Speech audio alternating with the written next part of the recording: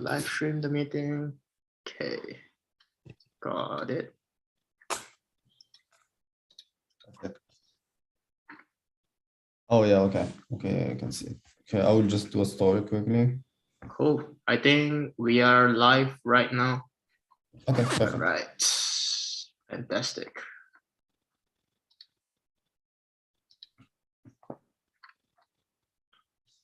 Cool. Right. There's we're officially live right now.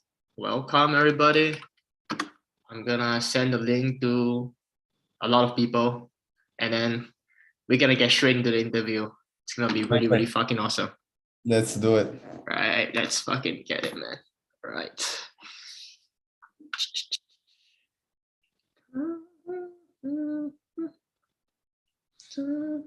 Cool. Where are you now, by the way? Yeah, right now I'm in Netherlands, brother. I'm in staying in this city called Rotterdam. Mhm. A lot of people. Yourself, bro? Sorry? Where are you at, man? I mean, I'm at Köln, you know, I'm not far away from you. I don't think that we're far away, maybe 2 hours, something Is that like Germany, right? Say. Yeah, I'm in Germany, yeah. Cool. Yeah, I appreciate it, man. Like you know, when you say like, you know, if I drop by to Germany, you can, you know, I don't know if you meant it, but you said like, you know, to stay in a place. Literally, Yeah, I you thought know. that was so fucking amazing. Like, I really appreciate it, man. Oh, I literally meant it, you know. I fucking literally love you, bro. would have came, you know, stay with me the whole week. I don't really mind. Cool, cool. Here's a link to the interview. Okay. Now we have 8 people watching. What's up, everybody? Here's a link to the interview. Here's the link to the interview. Let's see.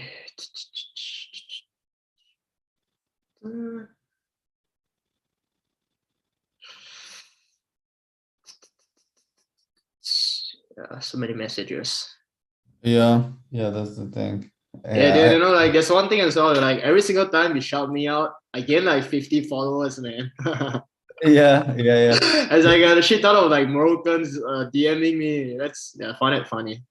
Yeah, I've got quite you know, a small following, but like a good percentage of my followers are, you know, they do drop shipping or they work on internet in general, you know. Cool. So yeah.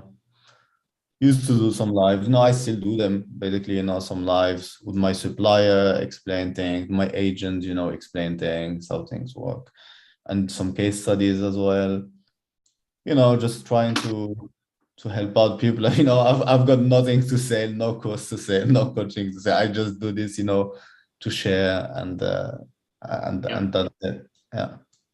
Yeah, there's something about that, man. Like it's just, and I find that whenever I share like information that I've learned, you know, whether through like experimenting or like just, you know, new strategy that I'm using, it's almost like you just remember the strategy better. And by teaching other people, you're almost like teaching yourself again. Like you're reminding your brain like how it works and stuff. So I found it to be a really good way to learn actually. Yeah, it is. Yeah, it is definitely. You know, it just because you see it from an outside perspective and you see how people apply it. So basically you have a better view and you understand better, you know, how it works, where you can make any mistakes and stuff like that. Cool. Yeah. I think we're halfway there. There's still around like 50 more people to to send the messages to. Cool. Hey buddy, what is it? Paste. Now we have 7 people here. Great. Cool. Cool. Jeez.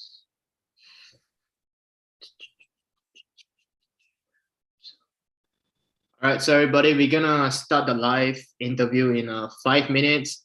And if you're watching this on replay, you can go ahead and skip this. I believe this interview is gonna be awesome, although I can't tell into the future. Yeah, I've got some products to show, that we kind of brand and some stuff, just to give real examples, something that can be useful. Yeah, it's fucking awesome, man. Yeah.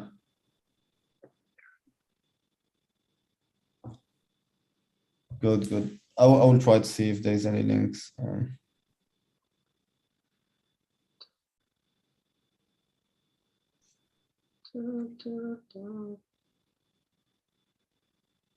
Now we have 21 people on here. Cool.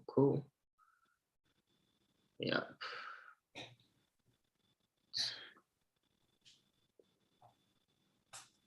All right, so for those who just came onto this interview, we're gonna start in about 3 to 5 minutes. Right now, I'm just sending messages to everyone that I promise, I'm gonna send to. And at the end of this interview, you guys can also ask a question. So, make sure to stay tuned because we're gonna be sharing a lot of golden nuggets for you guys. Oh yeah, cool. Yeah.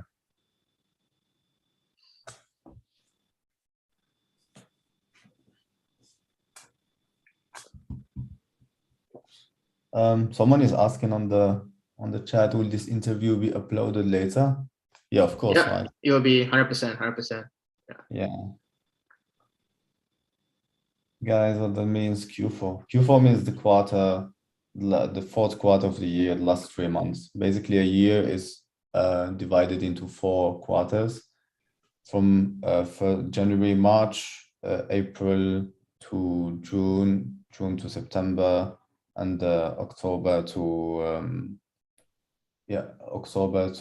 December. And basically why everyone talks about Q4 in e-commerce, because that's the period where there is a lot of events, a lot of sales. That's where most of e-commerce companies make the biggest part of their sale revenue.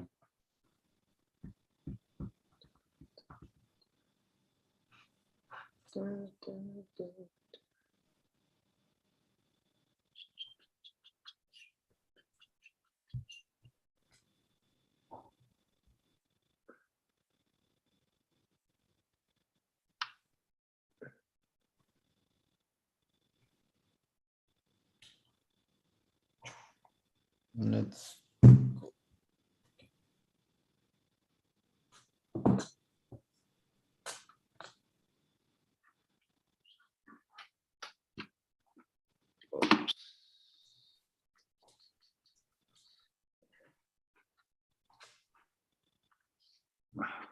see.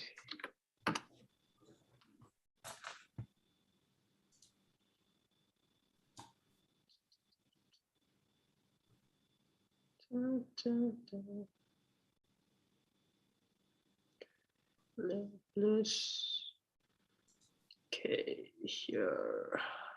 KDM here. Okay.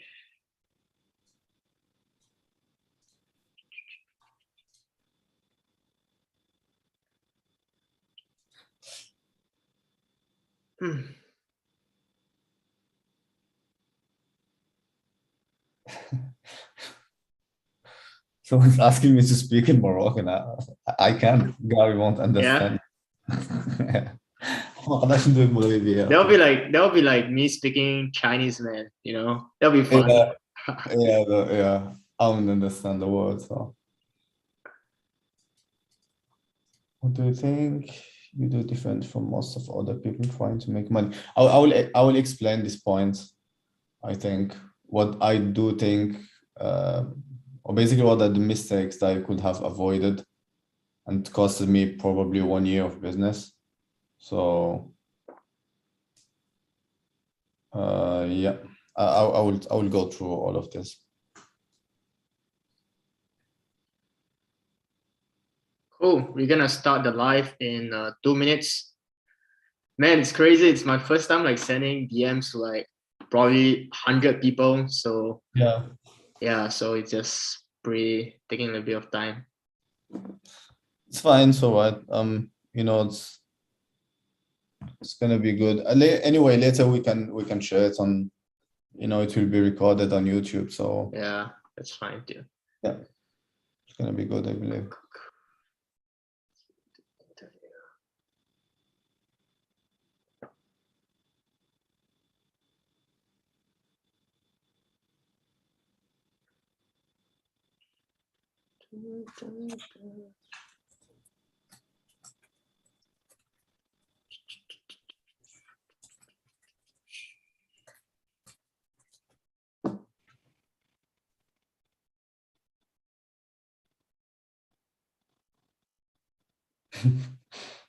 Someone wants to volunteer to do to be a translation guy.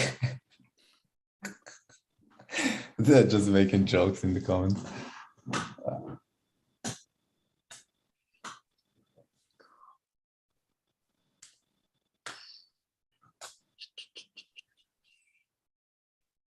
Message. Send.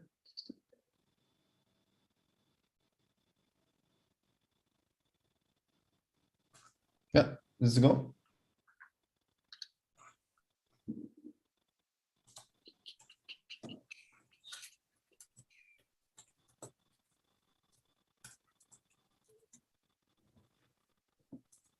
Best budget to start with in order to avoid cash flow problems. So I would say, for me, I would say now at least, you know, with everything that's happening, at least $2,500 $1,000.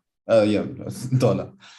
and I think also it depends on the kind of strategy that you're going. So if you are using like a platform such as Google Ads, personally, Okay. I found that you can actually start with just, at least for me, around like $500 to $1,000.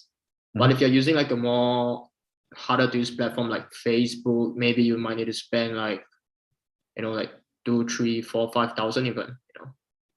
Yeah, definitely, you know, especially now with all the, you know, blockages and everything that's happening, banning accounts and all, a lot of budget will go just into buying, you know, buying backups and all that stuff.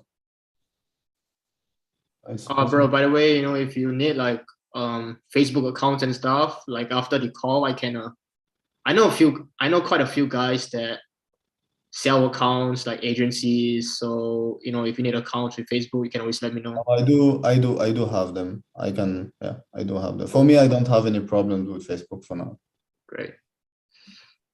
All right, we're gonna start in 20 seconds. Just the last few messages. Yeah, in Macau, yeah, it's possible. If you have Spanish nationality, you can open a Spanish Stripe account, basically. Logically, yeah.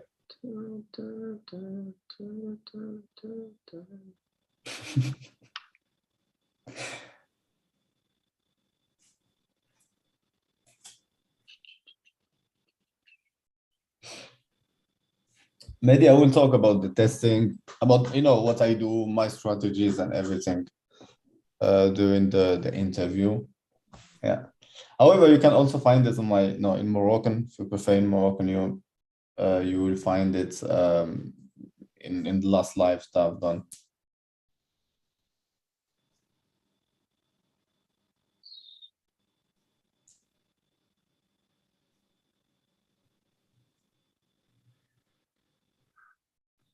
Yeah, should we start, Gary? Right.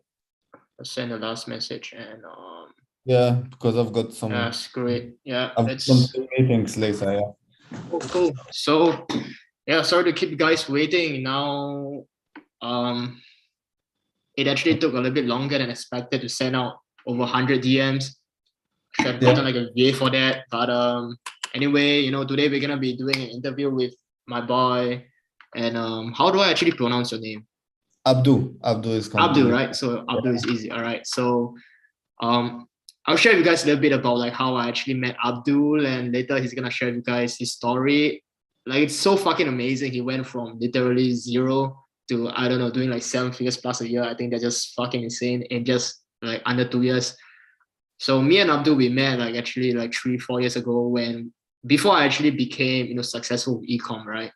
We were like selling affiliate products, and then I was basically pitching him the affiliate products, and he actually bought the product through Instagram just by me, selling him, and basically he joined a team, and that's how we kind of like knew each other, right? And one thing led to another one. Eventually, I started my e-commerce journey, and back then he was still trying to figure out how to actually make money, and Online. he was always asking me questions and stuff, and right now, he's just like fucking crushing it, doing like 7 figures in a game.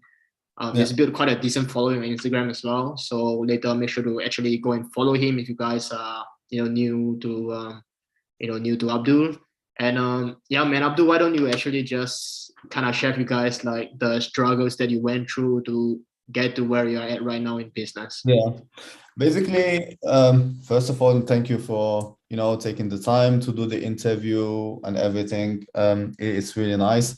And also, I want to thank you, especially for inspiring me, because you are two people, that I knew before I started dropshipping, and I knew them. They started. I've seen the progress. The thing is, like, I've seen you going doing something else, then starting dropshipping, then boom.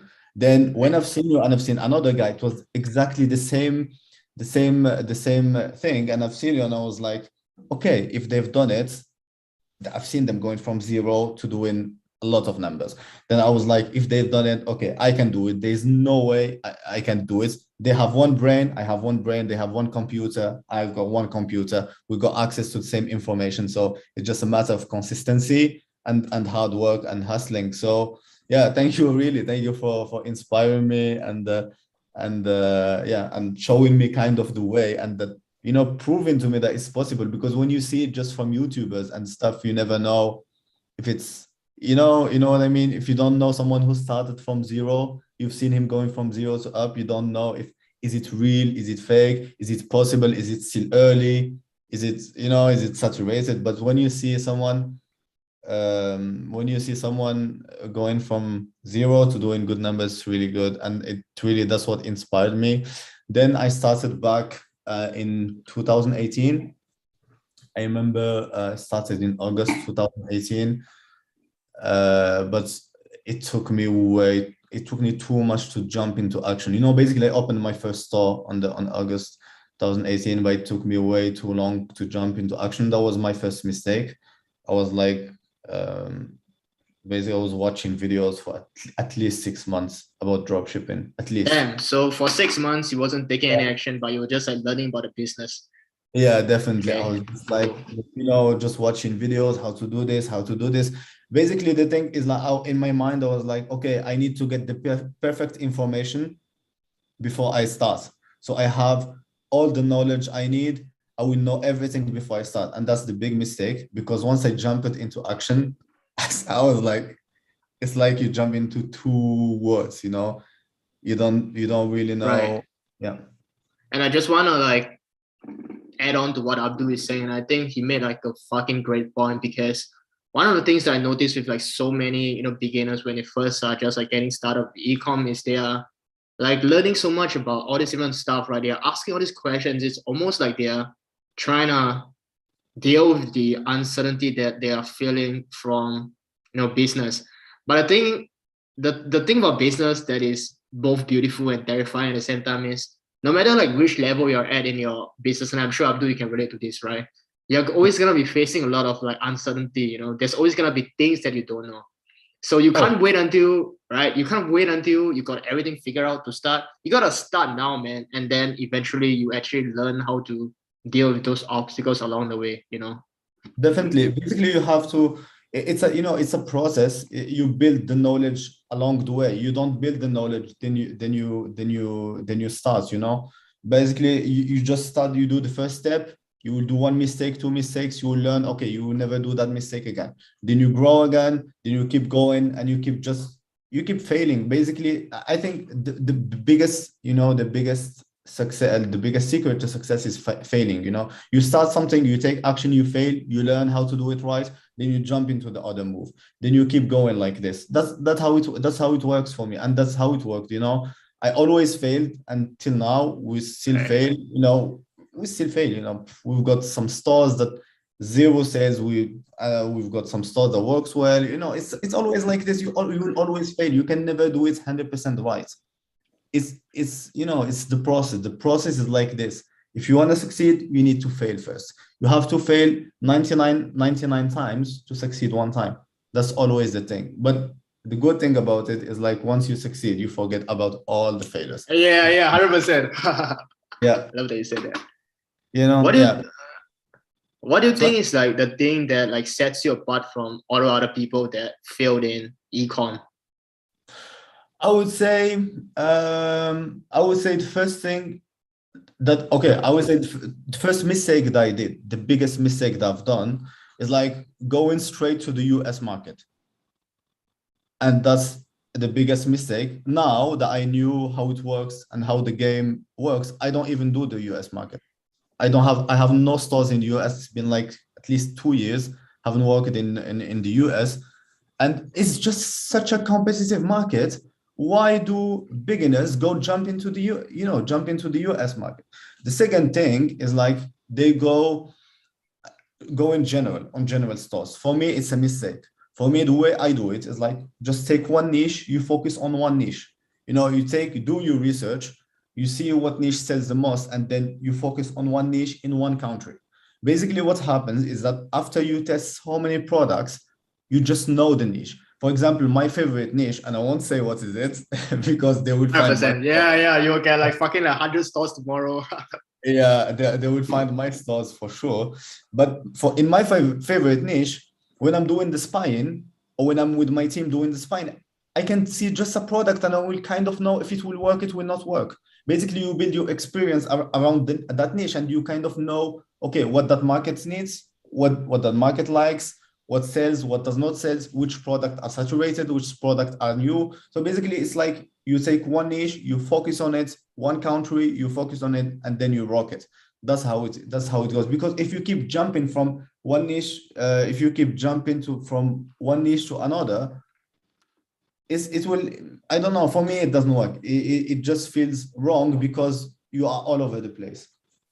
Yeah, can you share with us like what is your process like when it comes to finding a niche? Because I know for a fact that so many people when are first like starting out, you know, there are like millions and millions of niches out there, man. How do you Yeah. actually decide which is the one that you wanna penetrate into? You know, No, what are the things that you look at? I will say it's true. There's niches that are well known that sell very well in the world. There's like 5 niches that are the top 5 niches. Basically gardening, home improvements, fitness niche, workouts, you know, stuff like this. These they always sell. There's always new product. So basically, I would go on one of these niches, but I won't go into a market where there's like so much competition. Just go to choose a European market, for example, UK. There's a little bit of competition now, but it's still working. You can sell very well. Go to French market. There's like Polish market. There's Spain, Italy. You know, yeah. Yeah, so can you share with us a little bit about like how do you actually know whether or not you wanna pick like a which country to sell in? Because I find it to be very fascinating. Like the place that are coming from ecom is, you know, it's bringing me a lot of like new lessons. How do you actually choose like a country in a, say like for example you pick like the fitness niche, right? And then maybe you found this like resistant band that you want to sell. How do you decide like which country do you want to actually launch the store in? Okay, for me, the way I did it is like I was like, okay, I will start in UK because of one thing. Why I started in UK? Because of the pounds, the British pound. Because when you convert it to dollars, it's way, you know, Yeah, it's a lot of money. it's a lot of money. So basically, I was like, okay, if I'm gonna sell, for example, if I'm gonna sell the same products in the US, it will cost $29.99. In the UK, it's £29.99. But in the mind of the customer, it's the same number, but it's not the same for me because I will have a plus $7 or something. Then I was like, okay, if it works, I will just go with the UK. And plus, I think also because I was living in the UK back at the time, Then I was like familiar with the market a little bit. So I was like, okay, I'm gonna go with the UK. And then I started with the UK and I know what works in the UK. And that's how I did it. Then I went to other markets in Europe, like France, for example. It's a good market as well. So do you always start with like UK or like Sorry? do you always start with the UK market when you find a new product to sell? Yeah. For the moment we have stores a little bit all over Europe. So so you don't have like a procedure in which you actually go through to decide which country is best. Most of the time you just start in the UK, am I right? Yeah, definitely. Oh, Yeah. cool. Yeah. So what I was thinking, like, I thought it would be like actually a really smart idea if you had a way to actually like reverse engineer how much competition is in a country.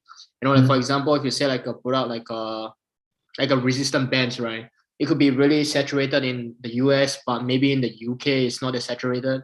So I thought, if there's actually a way to determine the market share in a country before actually determining which country to target, I thought that would be like a really like a smart idea. To be honest, there's no overthinking in this. I just there's no overthinking. I just start. For me, that's how it worked first day. That's how I keep doing it.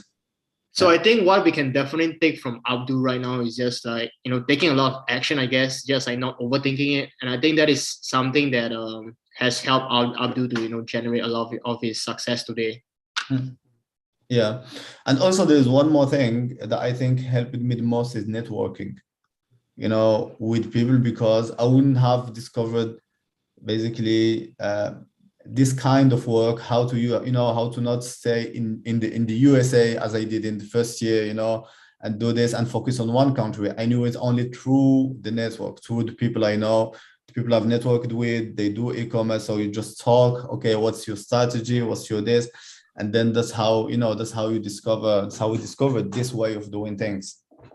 Cool. So sounds like networking has been like very for sure important in your success, eh?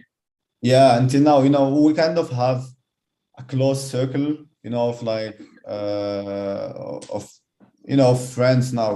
We call each other, we are friends basically, and we always share with each other, the new things, what's new, the new tips, new tricks, new strategies, and everything. Yeah.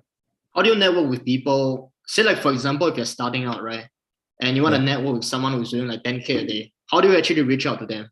That's very hard. But for me, what helped me is really my Instagram account, because I documented everything since day one. Since day one. You can go from my first publication. It was like from my first post, and I've got so many that are hidden. But from my first post, I started saying, okay, I will start dropshipping now, and I will do this, we'll do this. And then through the years, just you meet this guy through Instagram. Either he contacts me or I contact him. Then we talk, and then we meet with some other friends, and so that's how it works. It's just one thing brings you to the other. Yeah, so I also want to share with you guys like who are watching this, especially if you're beginners and you're trying to network with like people who are perhaps at a high level in business. Because personally, I've been on both sides, right? I've been on the side of like being perhaps like at a low level and trying to reach out to like a high level guy, but I also be on the other side where I'm like the high level guy where like low level guys are trying to reach out to me. Okay. And some things that I want to share with you guys when it comes to networking that I think is very incredible is like you want to make sure that you're coming from a frame of like, you want to be, like genuine and like, you don't want to just come from this perspective of like just trying to take, and I'm sure Abdul, you also receive this a lot, right? Sometimes you have like these like random goons who just come to your DM like, bro, set up a store for me. I'm like, what the fuck, bro? Are you fucking out of your mind? Like, who the hell are you? What should I do that for you? It's like, at least come with like some sort of, if you want my help, at least be genuine, right? Say like, what, I'm really struggling. I don't know who to call to. Gary, can you help me? I got some questions for you. Like simple things like this, sharing like your struggles and just being honest about where you're at instead of like just demanding from other people. I think has been a more effective strategy that I've seen to actually work with people who are trying to network with me, especially. Okay. So being genuine and thinking about like how you can also give as well, because like, for example, right, in business, we may be doing great, but maybe in our relationships, maybe it's not so well, but a lot of times it will be kind of like hard to tell. So you can also like do a little bit of like, maybe like a, background check where you go on their Instagram profile, read their posts and have a feel of like what kind of person they are. And then think about how you can actually step into their life from a place of value. How can you actually like assist them in any way that you can? So this is like some tips that can actually help you when it comes to networking. Networking, yeah, definitely. And I think, just to summarize a little bit, and as I said, for people, because who wants to start, really choose one country, not USA. Don't go to the US. That will be your biggest mistake. Don't go to the US. It's you, because in the US, if you wanna, I don't say the US doesn't work, but in the US, you need to test at least 20 products to find one winning. While in a country in Europe, like for example, UK or France, you will have to test only, I don't know, 5 to 10 to find one winning product. So it's way less competitive, and choose one niche. No, focus on one niche, and focus on one niche and rock it. That's it. Yeah, can you share with us like how you actually run your ads and how you set up your store? Is it like a one product store? Is it a niche store? Okay. How you also do your product research, perhaps? Okay. Basically, there's two ways, because now we are in a phase, not in transition, but now I have a team. I delegate most of the stuff, but I will talk as just how I was doing it before, So basically, I find I've got niche stores. 80% of my stores are niche store. I would say one niche store, and then I do mass testing. I love mass testing. Mass testing, people that follow me know it. I test at least 4 or 5 products a day. 4 or 5 niche products. store and mass testing. And mass testing, yeah, definitely. One niche store and mass testing. What I do is, like, for Facebook, I've got kind of special strategy. It's like at $30 spent for each product. Either I cut it or I leave it. Either I cut it or I scale it. So you start at $30 a day. No. I start at 100, but it spends, basically I start always one campaign, 10 ad sets, 10 interests, big interests. I don't target pages. I don't target personalities. It's just big, broad interests. For example, if I'm selling something related to beauty or hair, first interest will be like hair, the second will be like beauty, then it will be like, I don't know, fashion, stuff like this, like general interest just related to the product. And then I test with 2-3 creatives. 2-3 creatives. Yeah, 2-3. Not every time, to be honest, not every time, but I try to test at least 2-3 creatives. And thus I launched the testing, $10 per ad set. And then I just wait the next day. For the next day, the way I do my testing, since I do mass testing, I don't like to burn budget, because it's 4 products a day, it's $400 a day. If it's for 4 products. So basically what I do is, like, when the products spend anywhere between $20, $30, I start analyzing the ads. So I analyze my ads into two sides: the creative and the landing page, the funnel. So basically, I try to find where the problem is coming from. So first thing, I check the CPC, CPR, CTR, CPC link, and CTR link. If they are good, when I say good, for me, when they are good, I would say for the CPC, normal CPC, anywhere under 25-30 cents. For the CPC link, anywhere under 40 cents, and for the CTR link, at least 2%, 2.5%. So basically, when these stats are good, I move to the second step. Second step is, like, I check if my offer is good, my product is good, my landing page is good. Now, knowing the way I work, I know I've got like strategy basically for the product page and everything. We've got sample that we always use. I know that it's correct. So basically it's either the product or the price. So basically I check, for me, the biggest statistic that I look at, the most interesting one is the cost per add to cart. The cost per add to cart, and the add to cart gives you the biggest insights if the product is good or not, is not good. So if I find that the cost per add to cart is under $5, I'm like, okay, if it's under $5, the product is interesting. If it's over $5 or over $10, there's two things.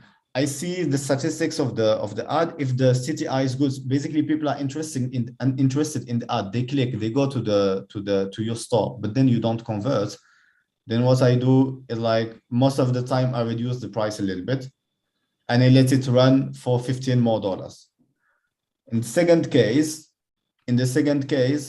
there's it's either it's converting or not converting. In the second case, there's another case where, for example, the landing page is converting, but the ad creative is not good.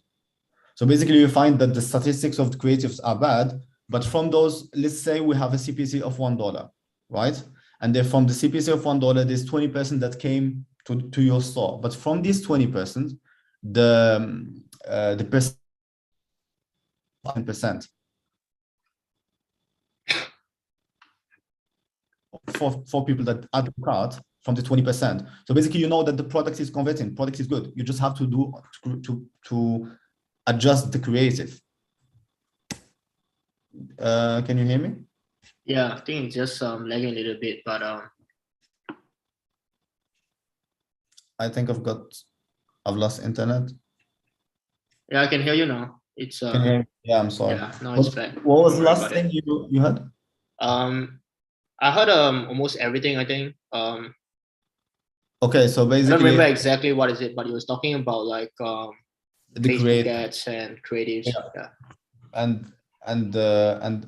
Basically I said, if the creative is not good, I just change it and then do another one, then check.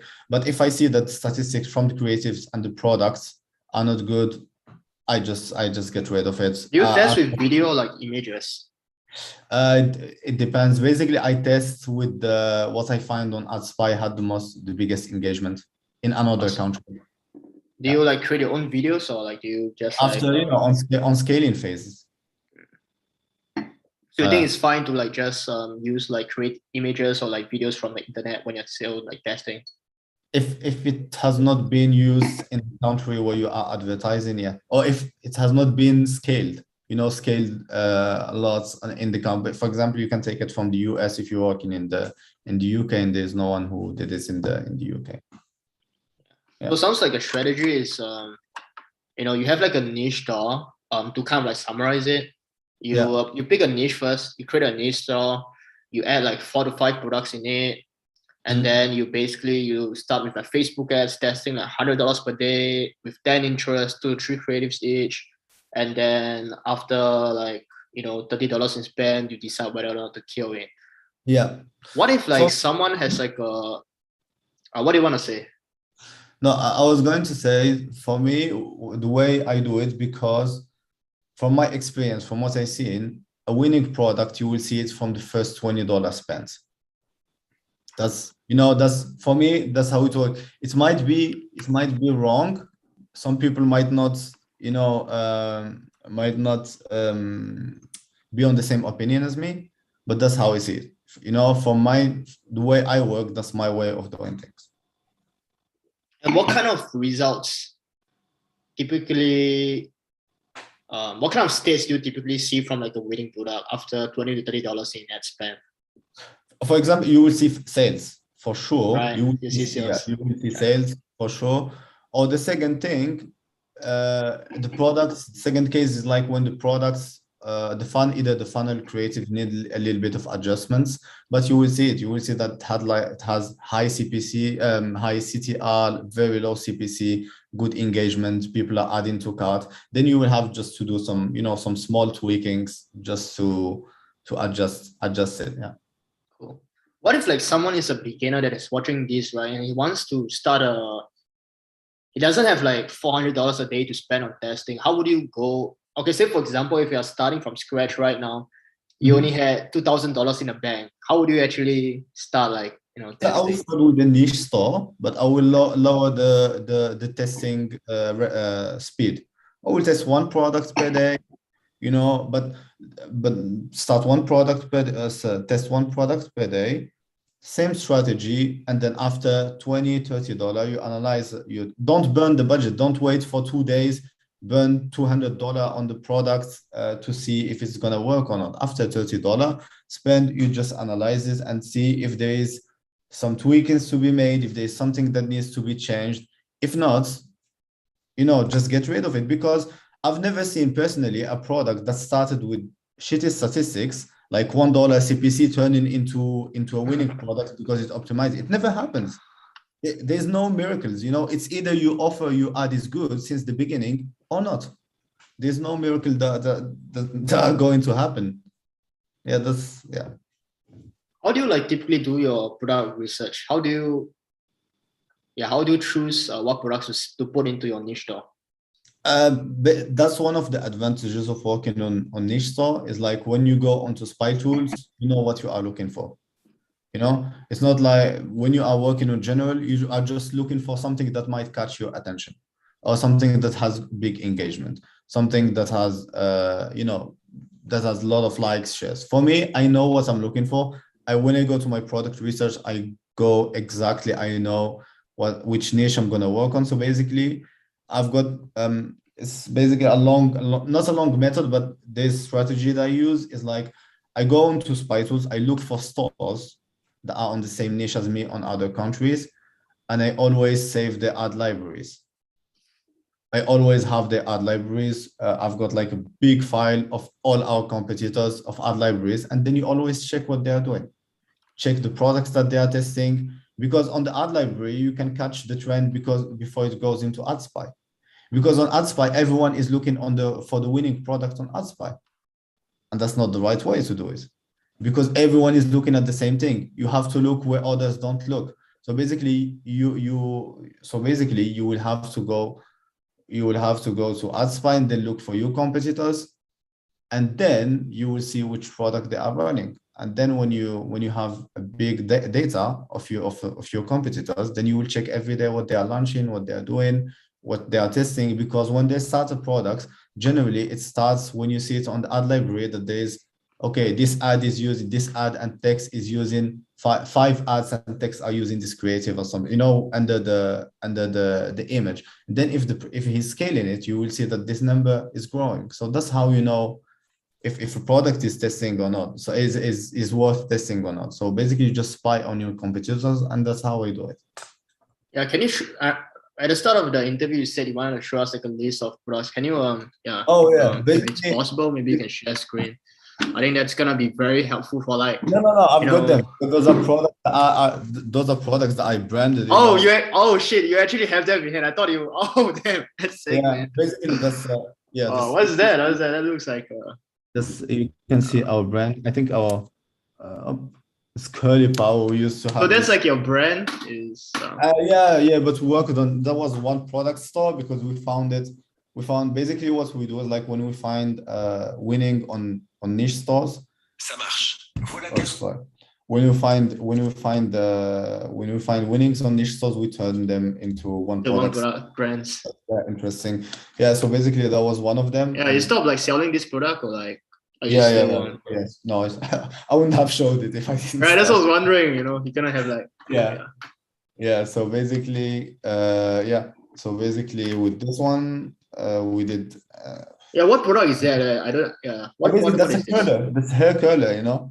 That's basically this. Wait one second. People will think that I'm into beauty niche, not anymore.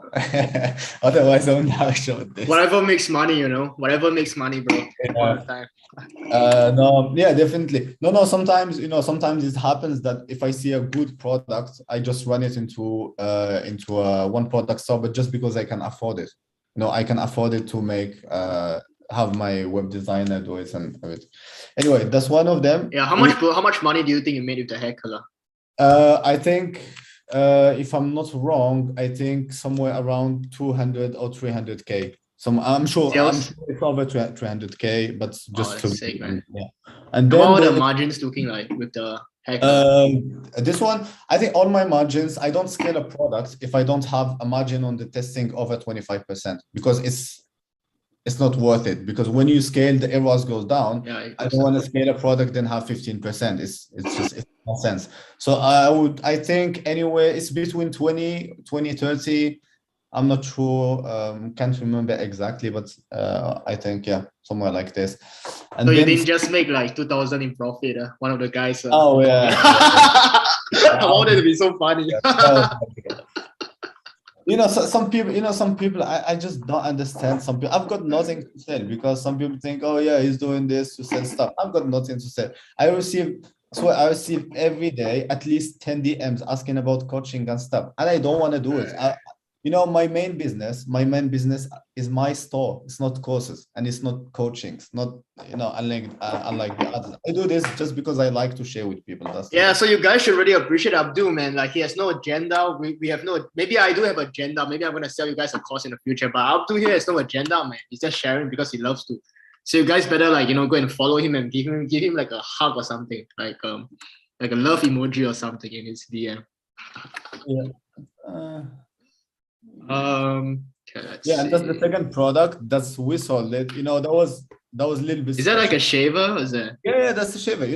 We did shit Oh. ton of money with this, basically. But I need to explain the context of this one. I remember, when Corona just started and there was the first lockdown. One of the first ideas that came into my mind is like, the barbers are all closed in the UK, and I called a friend, and I called the friend, and I was like, are the barbers opening in the UK? And it was like, no, it's all closed. And that night we made one product store for this one, because it was already trending in the That's UK. crazy. So that's Yeah. how you actually got a product idea to sell in the UK. Just like, Yeah, wow. because we've seen it. I think we've seen it trending either in the UK, no, in the US or France. I can't remember exactly. But then I called the friend. I was like, "You sure all the barbers are closed, right?" I was like, "Yeah, they're all closed." And I was like, "Okay, tonight we launched the ads, and it was good. We did. I think we did around 150,000 pounds or something in 20 days. But we had to stop it. We had to stop it because we had a lot of issues with stock and stuff. So we just preferred to stop. Yeah. And how do you normally like set up your like your stores? Like, is there any like landing page structure that you follow? Is there any like, or do you just leave it to like your web designer nowadays? No, yeah, no. Basically now, I think I personally transited, from seeing dropshipping as a hustle, and now it's more into as a company, because that's the way for me. That's the way to go from 20, 30K days to 100, 150, 250. You see all the big drop shippers, they don't doing like huge number. They can't do it alone. You can't do it alone. At a certain point, you just can't do it alone. You need the team. So everything for now, everything is basically everything's done by my team. I just do the ads, checking the ads, analyzing the ads and scaling. But from the product research to product listing, website stores, Facebook ad starter, the guy who just starts the ads, launch the testing phase. Everything is done, and I'm more now into the operational side of the business, and it's way too hard than what I expected, to be honest. What do you mean like hard? Like what is hard for you? To find the right people for the right job. Right. First. Yeah, that's tough. Just the hiring process, it's crazy. It's literally crazy. I had to fire at least 2 people this week just because they're bad. While in the interview, yeah, I know how to do this. I know how to do this. I can do that. I can list product. I know how to do the variants. I know how to do this. But it's just so much stress, and also to check on. The internet is gone again. Yeah, back. Yeah, but okay, and then just to check that everything is going smoothly. it's just it's just very hard. It's just very hard. And for the beginners, that want to go a little bit to scale their business, I really believe that one of the tasks that needs to be outsourced at first is product listing, because product listing Product is what, listing, you mean like setting up the products on the website? yeah, it's basically setting up the products on the website. It's just taking so much time, it's so time consuming, especially if you're doing mass testing. For me, for my strategy, it's mass testing. For now, now we test 4 products in each store, and we got around 4 or 5 stores.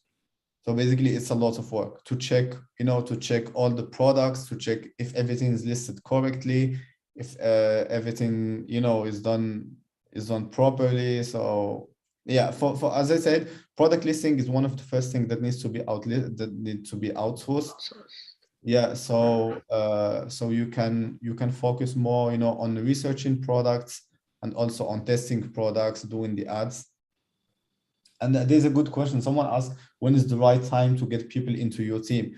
For me, I would say as soon as you have 5K, 10K into your work budget, basically company budget, 5K, 10K, you need to start outsourcing if you want to go to the, if you want to go further, because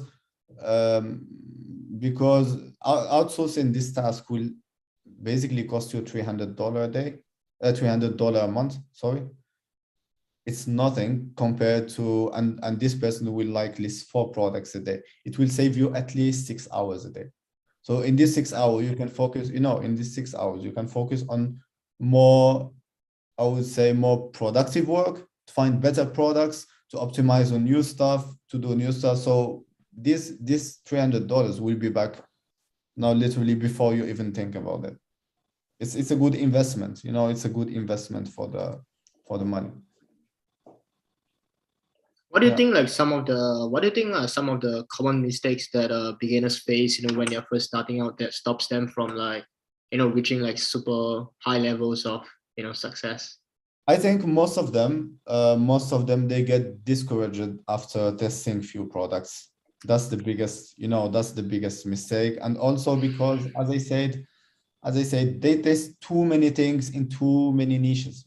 Sometimes I talk to some guys that they just started and said, okay, I tested one cat product, I tested one dog product, I tested one car product, tested them in the US. And it's one of the, I think that's the biggest mistake. It's like they don't focus on one thing, and they are not consistent in the work. They test one product this week, then they are on pause for 2 weeks, then they test another product. There's no consistency in work. There's no real methodology in work, So it sounds like having like a solid strategy, having like something that you can rely on, and not just like going blindly into the woods, has been very, very helpful in your success. Yeah. Oh yeah, for sure. Being planner and knowing where you want to go, and having a plan, how do you want to achieve it. That's how you're going to do it. You need to take it seriously, because most of people, from what I see, they want to be like, okay, I'm going to give it a try. If you're going to give it a try, you will not succeed.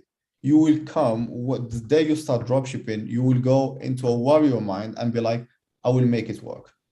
That's the only way. It's all in your mind. If you say, okay, from the first day, I will make it work. If someone did it before me, I will make it work. But if you go with the mindset, okay, I'm gonna try, I'm gonna do, you always go with that fear. So basically, as soon as you lose your first $200, $300, $400, you are like, fuck, maybe this is not working. Maybe they are just all lying into me. But if you go into warrior mode, fuck it, I'm gonna make it work in any way. 100%. And I think that's I think that's like one of the things that I've noticed with not just Abdou, but like a lot of successful people that I've met is, you gotta have like this mindset, when you actually start something, right? You gotta like go towards, you gotta finish it basically. You can't be like half-assed. I think that's like one of the things that kind of annoy me a little bit, when I see people that are starting out, they are just like, yo, Gary, I don't know if I want to do this. Like, dude, if you're not gonna like commit 100% of like your time and energy into trying to build like an e-commerce business, don't even fucking think about it. Don't even start, because you're just not gonna succeed, man. Like this Exactly. requires you to like just fucking put in You know, all your, you know.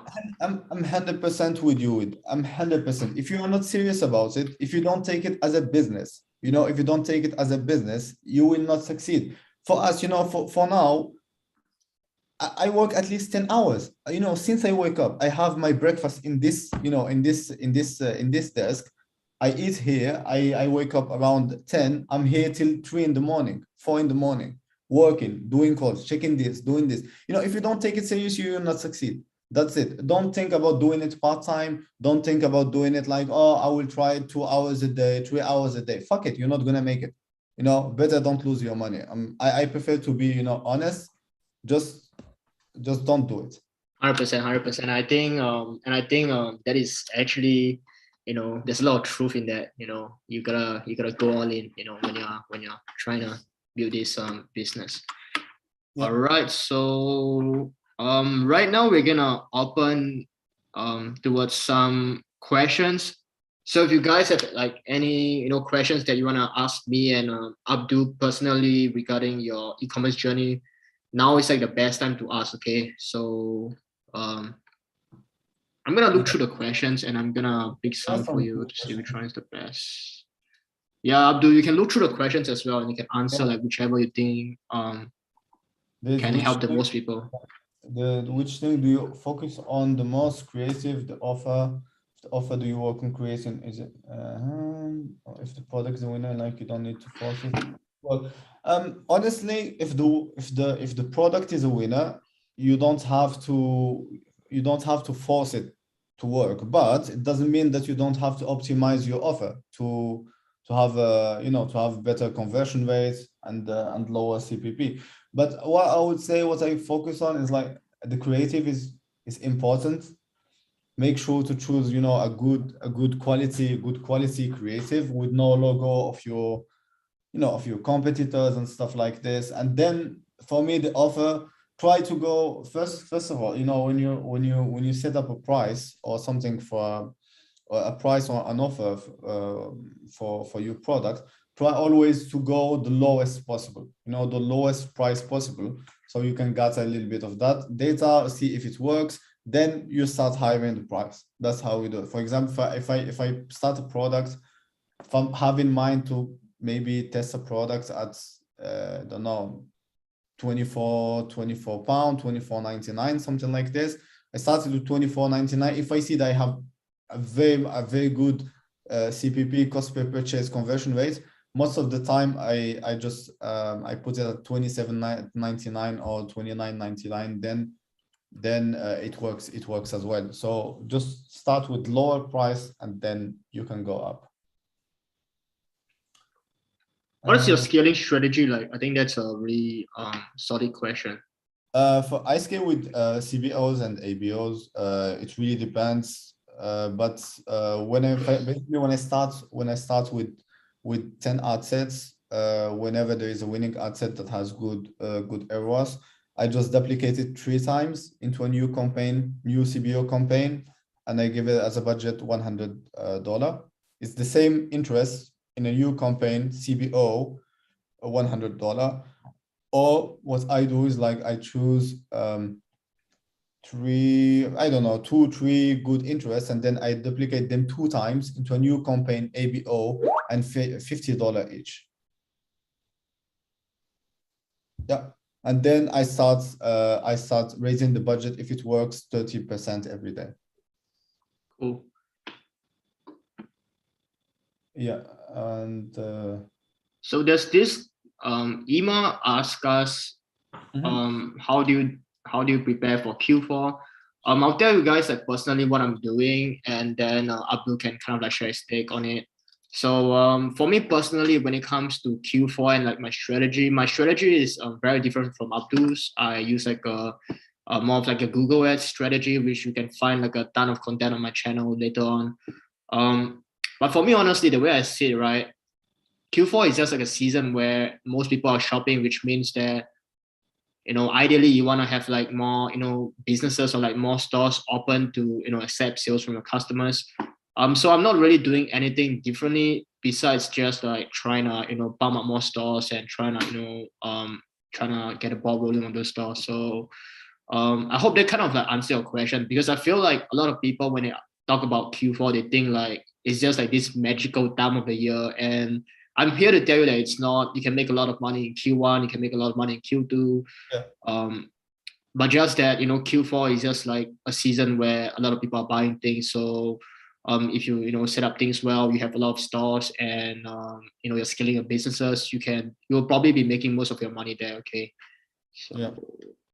okay. For me, the Q4, just getting the team ready, getting the whole system ready, the product research, basically is getting the wheel on, basically getting all the team, everyone knows what he can do. We can test as much as possible, and we can scale as much as possible. My personal goal for the Q4 is like $3 million in sales across all stores.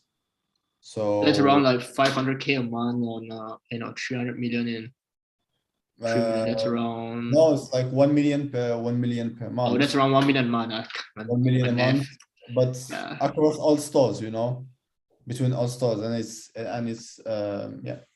really doable, I would say. Yeah, I think that's very possible. You have like, if you're just launching like 3 to 5 products a day, you have like these different countries. Yeah, definitely. Yeah. You just need like maybe one winning product every week. If you find one winning product a week, yeah, I think you'll probably do that 1M a month.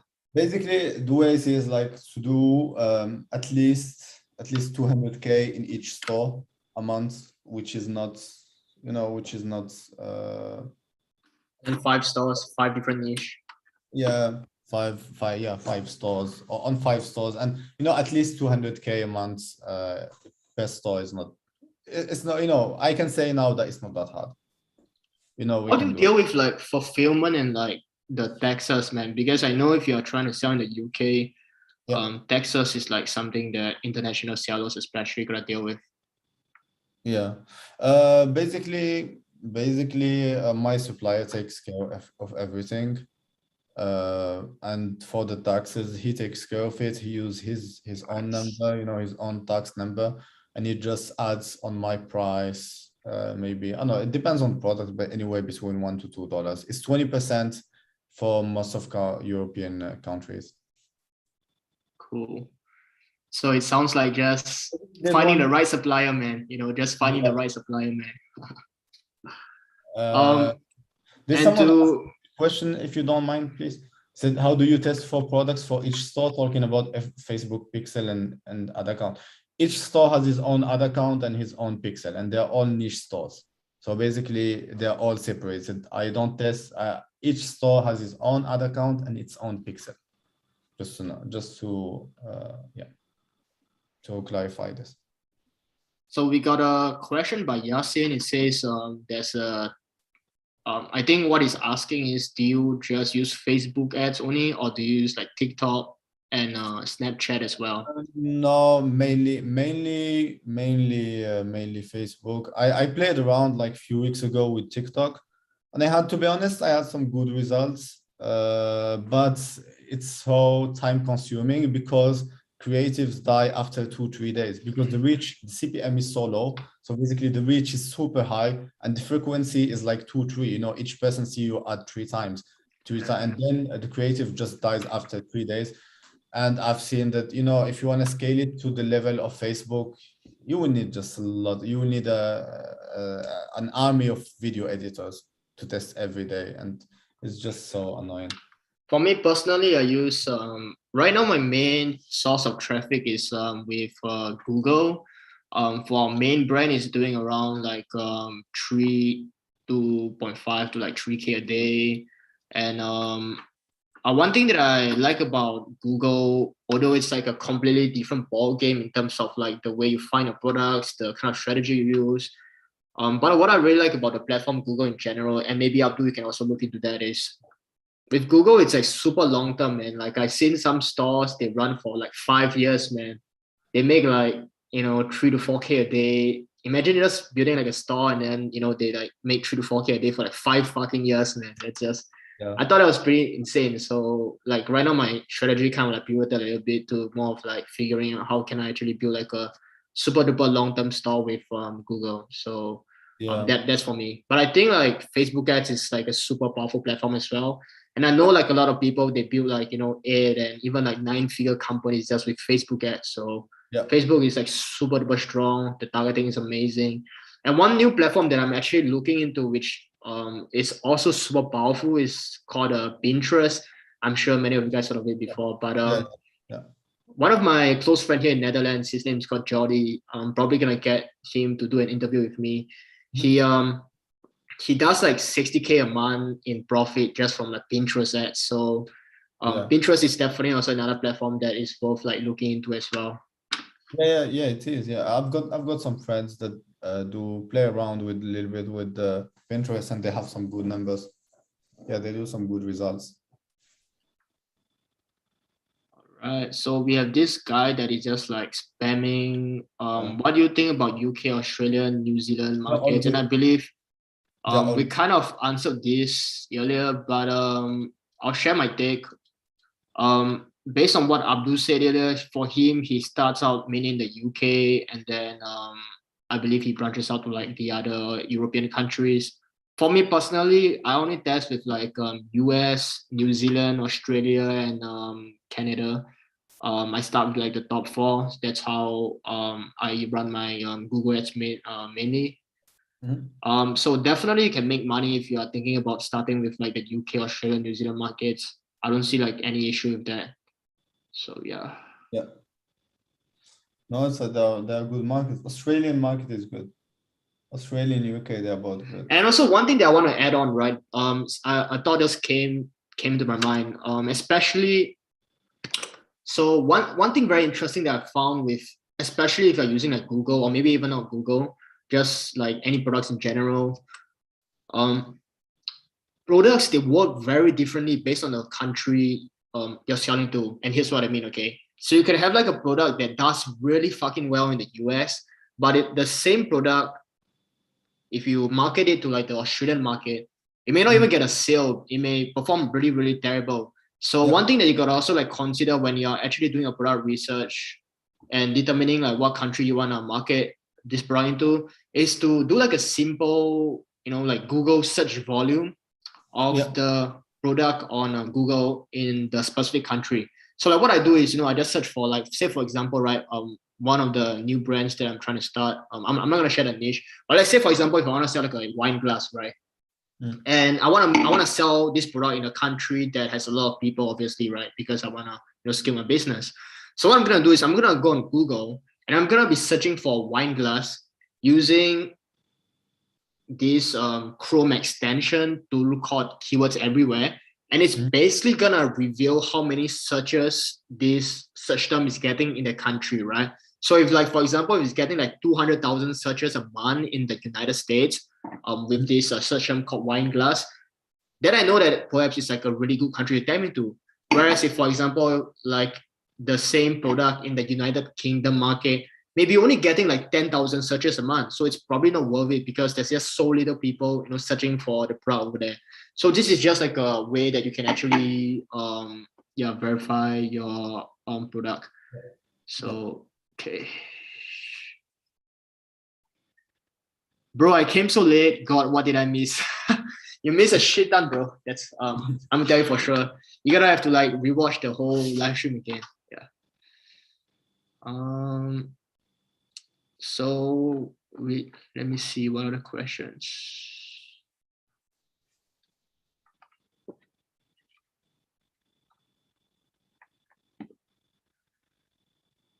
So Jess is asking, how do you deal with like shipping issues if you're based in Singapore, you're venturing to Australia? So when it comes to shipping, personally for me, I let my supplier take care of that. Sounds like a very straightforward answer, but I don't actually deal with them.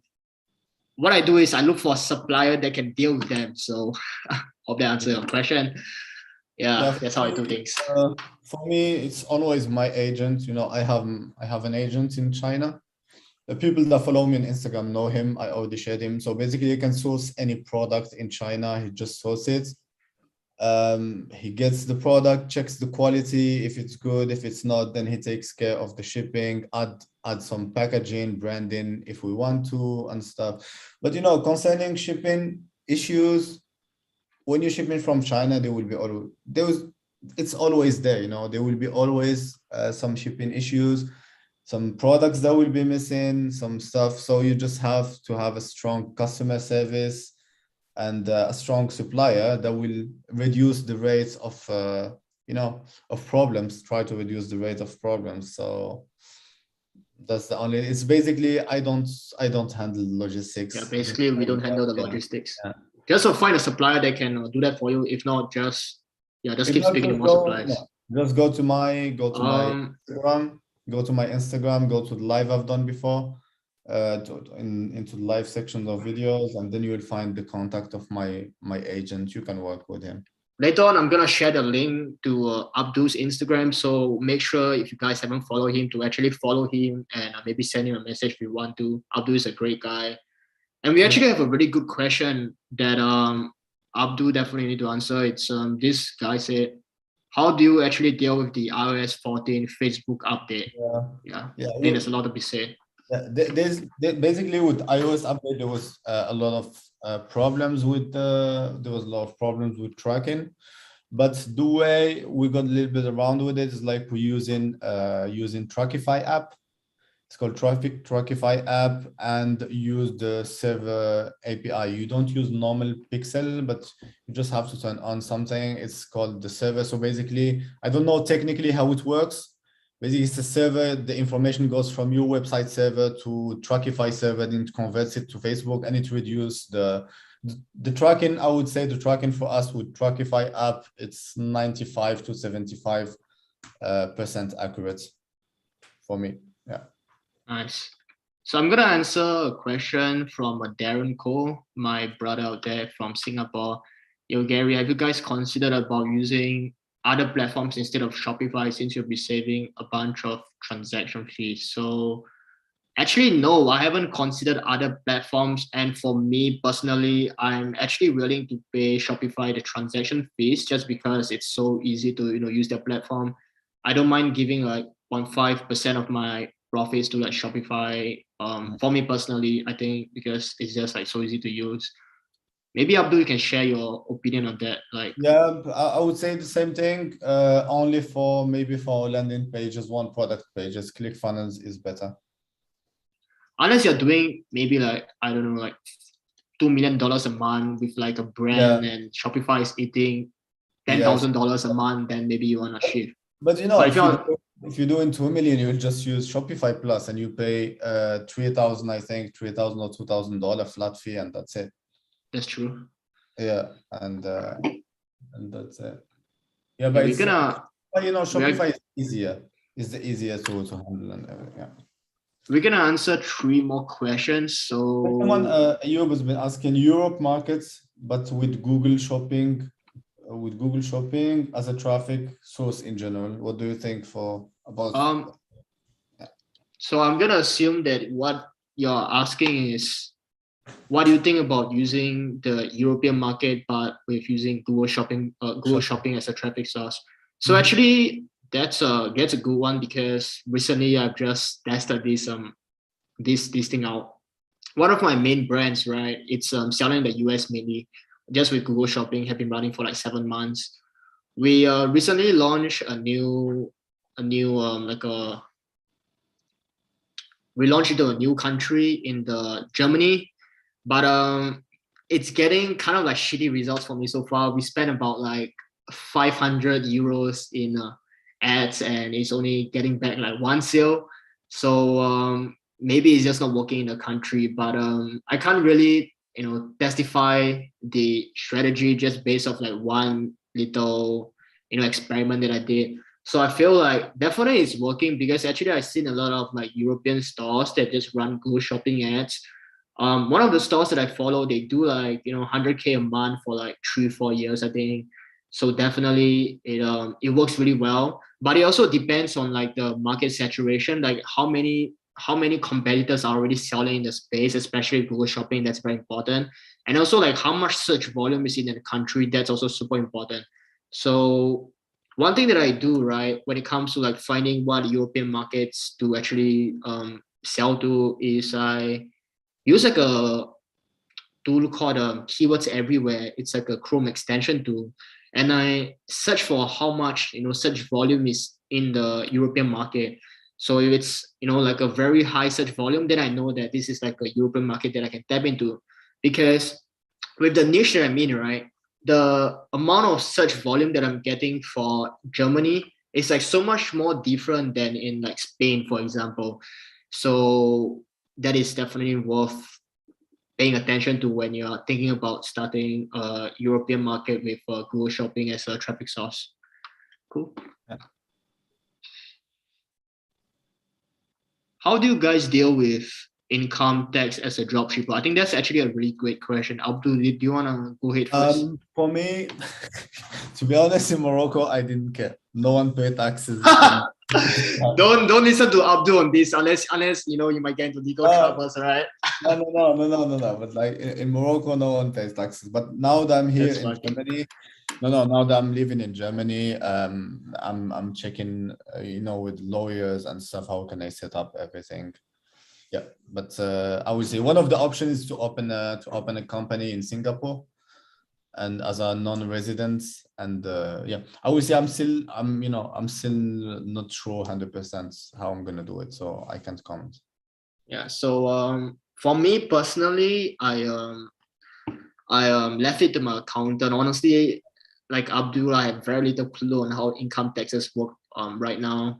So I'll recommend you to speak to someone that has a lot of experience in that. But what I would like to share is, most people that ask me this question, about dealing with income tax, it's really funny because most people that ask me this question, almost like 95% of them, they are not making any money. So my answer to them is always, bro, you're focusing on the wrong thing. You shouldn't be caring about income taxes right now, because the fact is, if you're not even making money, and making money is probably like the hardest thing, right?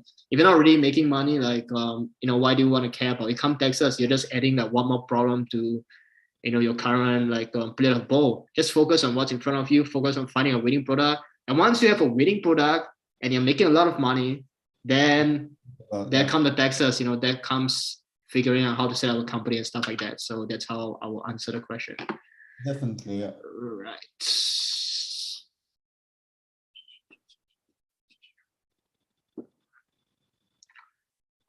Cool. So yeah, we can answer a few more questions. I think Abdul has to leave as well. Yeah. Cool. Let's see. Someone's asking, is scaling to 100K per month difficult with 2.5K? I would say it will depend on how you scale, and it will also depend on your Stripe and PayPal payout. Because if you don't have cash flow, how are you gonna how are you going to do it? So actually, I want to answer that question because I have personal experience on scaling to 100K a month with like just 2K in my bank. I remember when I first started ecom, I had like a few thousand in the bank, and then so it was really funny for me because I was kind of like I was taking a risk at the point of time. I was selling like a magnet at the point of time, and then we were running Facebook ads in 2018, 2017, and we scaled the business from like 0 in October to maybe like 2K in October in sales to like 98,000 in sales in November. And I remember at the point of time, I had so little money in the bank. So I was just like basically relying on like my PayPal and my Stripe payments to come in order to pay for my supplies. So to answer your question, that is definitely possible to scale to 100K a month, but it's not ideal because you're kind of like taking a risk. And in the event where shit hits the roof, right? For example, if PayPal just wakes up one day and just like, hey, Gary, we don't want to work with you anymore. We're gonna hold your money for 6 months. And then now $20,000 in PayPal, when you can't pay to your supplier, you can't pay your ads, then that's a problem. So that's possible, but I would say that's not ideal. So at the end of the day, you wanna technically it's possible, but you never know what hits you in business. You can never know what tomorrow has has to offer you. So yeah. Let's see. I think a common question that I'm seeing is like payment gateways with for like Stripe and PayPal. I mean alternatives for Stripe and PayPal, because I think that is something a lot of people struggle with. Do you have anything to add on that, Abdul? I personally don't use PayPal. Haven't used PayPal for more than 1.5 years. I tested them lately for the TikTok store, and they closed my account with 3K in 3 days. And I was like, never again. No, Yeah, man. Yeah, man. people that basically people that follow me, they know this. I've got a hate story with PayPal. I don't use them. I use Stripe only. I'm fine with it. Yeah, man. And personally, for me, one of the stores I'm testing with PayPal, but like I found that the conversion rate, is kind of like the same. So there's really not a need to add PayPal. But here's one thing that's interesting that is perhaps more on the darker side with PayPal, right? So they are actually known to, I don't know if I'm gonna get in trouble for sharing this in public, but PayPal is actually known to steal money from people. Concord, they actually do steal money from people. One of my friend in Singapore, he got like $50,000 basically just stolen from PayPal, like just never seen again. And I know another guy on like the internet, he got 200K stolen from PayPal. Another guy is like 30K. Another guy, and these are like people that I actually talk to, not just like random stories I read online. So it's pretty fucking nuts, if you ask me. They use it for trading, all that money they just generate it for, it's like a bank, when they hold it for 180 days, they just use it, they trade with it, they make money with it, and then at the end of the day, they're like, okay, we're not gonna give it to you back, fuck off. Then it's really like up to them to choose whether or not they want to give you your money. So there's definitely an element of risk if you decide to use PayPal. Yeah, I don't like them personally. There's someone who's been asking the question. Faisal, I already answered the question. You check your data on Facebook dashboard. Basically, Truckify is just to connect. You just put your Pixel ID there. You turn on the server API little thing, green box, and that's it. And then you check your data normally on Facebook. Cool. We're gonna answer one more question by King Xiang, and then we're gonna end this interview. Okay. So King Xiang asks us, what are the points that you guys consider when looking for new products to dropship? I think this is a great question. I'll go first, and then Abdul will share his thoughts later on. So for me, right, when it comes to looking for new products to dropship, the first thing that I absolutely think about, right, is by figuring out what is the strategy that I want to go with first. Okay. So I kind of like determine whether or not I want to test with like Google ads or like with Facebook ads or like with Pinterest ads, because I found that for me in my 3 to 4 years of doing ecom, the platform that you decide to launch a product on, it's gonna make a huge impact in the kind of like results that you're gonna get. So for example, if I know that I'm gonna just be using Google to start my business, then my strategy is gonna be quite different from as compared to using like Facebook to launch my store. So if you figure out that, okay, you know what, I'm gonna start with like Facebook, for example, then perhaps what you can do is to like lean more into the Facebook platform itself, and then see whether or not your product is actually being heavily marketed on Facebook. If it's being like heavily marketed on Facebook, maybe you can try like a different country. But I'm sure like Abdul has a lot more to add on when it comes to for me, I would talk from perspective of Facebook. For me, since I'm focusing on one niche, the first thing, like, it has to be proven that it works. Basically, I have to find that supplier that a competitor has already worked on it or is scaling it for now. But also, it's like for me, a good product is something that when you see it, when people see it, they are like, okay, I really need this product. This product will help me with this stuff, with this kind of stuff. For example, it's not a product that they will see and they will be like, oh, wow, yeah, that's cool. And that's it. But really, when people see your product, they need to be like, oh, really, that's going to really help me solve a problem for me. do something that has a real added value on a daily basis for the customer. That's how I see it. And when it comes to Google, I'll share my perspective on Google, right? So if you want to start like a store on Google, one thing that I think is really, really important is the amount of volume that is being searched for on the product. So basically a search volume of the product. I think that's very important.